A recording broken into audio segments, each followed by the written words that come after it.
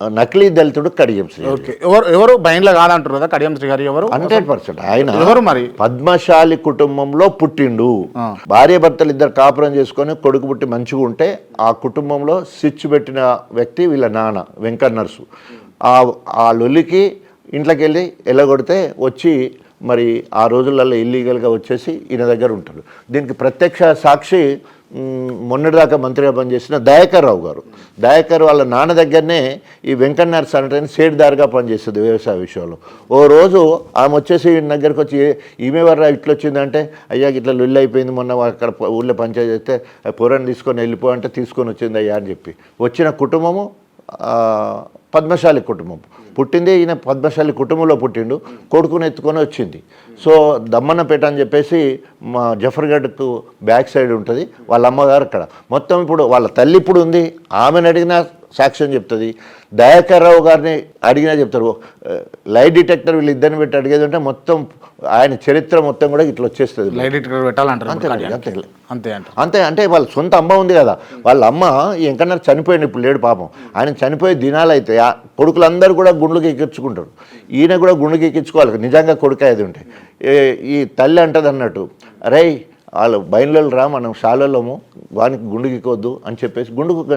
అంటే కడియం శ్రీహరి గారు బయళ్ళ కులాన్ని వాడుకున్నాడు కానీ తండ్రి వారసత్వంగా పాలోళ్ళు కూడా గుండు గీకించుకుంటారు. మొత్తం ఒక పాలోళ్ళు ఇంట్లో కొడుకులు కూడా కాదు, ఆయన గుండు గీకించుకోలేదు. అంటే అది చరిత్ర. ఇది ఎట్లా తెలుస్తుంది? అంటే ఆయన మీద బెంగళూరులో ఈయన చేత బాధితుడు ఒక్కడుండి అక్కడి నుంచి వెళ్ళి ఫోన్ చేసి దినాల రోజు మేము అంతా అక్కడే ఉన్నాయో ఇది జరిగింది సార్ అని చెప్తారు. అంటే అంత దుర్మార్గుడు. ఇవాళ ఏమంటాడు, నా సర్టిఫికెట్లు చూడడానికి కావాలంటే నువ్వు 60 ఏళ్ళ నుంచి అంటే దశాబ్ది ఏమంటారు 60 ఏళ్ళ ఏమంటారు షష్టి పూర్తి అంటారు కదా, రిజర్వేషన్లను నకిలీ సర్టిఫికెట్లను పెట్టుకొని 60 ఏళ్ళు అనుభవించిండు కడియం శ్రీహరి గారు. ఓకే, ఇవన్నీ జరిగినాయి కదా, మీకు సరే అధికారంలోకి రాలే, అధికారంలోకి వస్తే మీకు చైర్మన్ పదవి ఇచ్చి ఎమ్మెల్సీ చేస్తామన్నారు, మంత్రిని చేస్తామన్నారు. అధికారానికి రాలే, మిమ్మల్ని చేయలేకపోయారు. అధికారం కోల్పోయిన తర్వాత పార్లమెంట్ ఎన్నికలు వచ్చినాయి. పార్లమెంట్ ఎన్నికల్లో కడియం కావ్య కాకుండా మీకు ఇవ్వాల్సి ఉండే కదా BRS party. Kadiyam Srihari blackmail చేసి టికెట్ తీసుకున్నది. యాక్చువల్గా వరంగల్కి అన్ని పార్టీలు నాముకాన్ని చూసినాయి.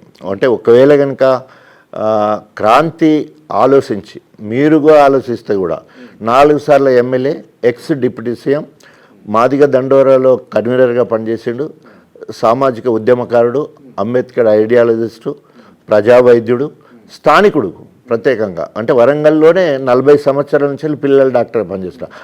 అంటే నేను గ్రేట్ అని చెప్పట్లే, నాకంటే తక్కువ అని కూడా చెప్పట్లే.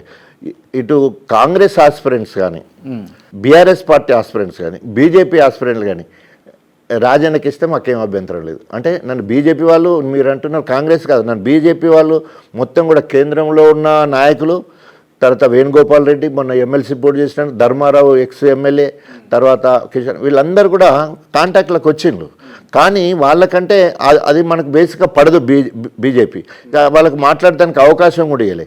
కొంత కాంగ్రెస్కు నాకు 15 ఏళ్ళు పనిచేసిన కాబట్టి వీళ్ళందరూ పరిచయాలు కాబట్టి కలవడానికి ఈజీ అయింది. కానీ నేను నిర్ణయం తీసుకోవాలి, ప్రజాస్వామ్యంలో ఎవరు ఏ పార్టీకి ఎప్పుడైనా పోవచ్చు. పోనీ నేను ఎందుకు బీఆర్ఎస్ పార్టీకి రాజీనామా చేయవలసి వచ్చింది అంటే, ఇచ్చిన అన్ని హామీలు అన్నీ పోయినాయి. ఎమ్మెల్యే పోయింది, రైతు సమితి పోయింది, ఎమ్మెల్సీ పోయింది, ఎంపీ ఇస్తానంటే కావ్యకు డిక్లేర్ చేసి ఇక నేనేం చేయాలి అప్పుడు? ఆ క్రమంలో ప్రజాస్వామ్యంలో ఏదైనా అనే ఉద్దేశంతో రాజీనామా మాత్రమే చేశాను.